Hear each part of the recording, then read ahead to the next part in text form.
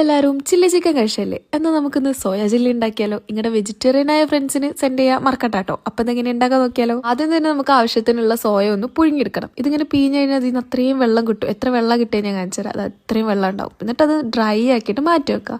വെള്ളം അങ്ങനെ അധികം ഉണ്ടാവാൻ പാടില്ലേ. ഇതിക്ക് നമുക്ക് കോൺഫ്ലവർ, മുളക് പൊടി, ഗരം മസാല, കുരുമുളക് പൊടി, ആവശ്യത്തിന് ഉപ്പും കൂടി ഇട്ടിട്ട് നല്ലോണം ഒന്ന് മിക്സ് ചെയ്ത് മാറ്റി വെക്കണം. ഒരു അരമണിക്കൂർ റെസ്റ്റ് ചെയ്യാൻ വെച്ചോ. എന്നിട്ട് മസാല ഒക്കെ നല്ലോണം പിടിച്ചതിന് ശേഷം നമുക്ക് എന്ത് ചെയ്ത് ഫ്രൈ ചെയ്തെടുക്കാം. ഇനി അതവിടെ പൊരിയുന്ന സമയം കൊണ്ട് നമുക്കൊരു വേറൊരു സാധനം ഉണ്ടാക്കാണ്ട് കുറച്ചധികം തക്കാളി sauce, soya sauce, chilli sauce. ഇനി അതിലേക്ക് നമുക്ക് സുർക്ക് ഒഴിക്കാം. ഞങ്ങളുടെ നാട്ടിൽ ഇതിന് സുർക്ക എന്ന് പറയാം. നിങ്ങളുടെ നാട്ടിൽ വിനെഗർ അല്ല, വിനെഗറിന് എന്താ പറയാ. ഇനി ഇത് നല്ലോണം ഒന്ന് ഇളക്കി വന്ന ശേഷം ഒരു സ്പൂൺ കോൺഫ്ലവറും കൂടി ഇട്ടിട്ട് നല്ലോണം ഒന്ന് മിക്സ് ചെയ്ത് മാറ്റി വെക്കാം. ഇനി പാന് നല്ലോണം ചൂടാകുമ്പോൾ ആവശ്യത്തിന് വെളിച്ചെണ്ണ ഒഴിച്ച് ആദ്യം വെളുത്തുള്ളി ഇടണേ.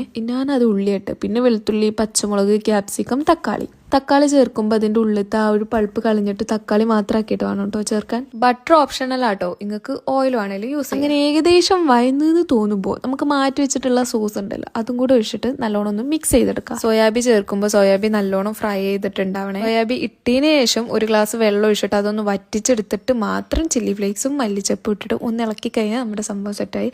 അപ്പം എങ്ങനെ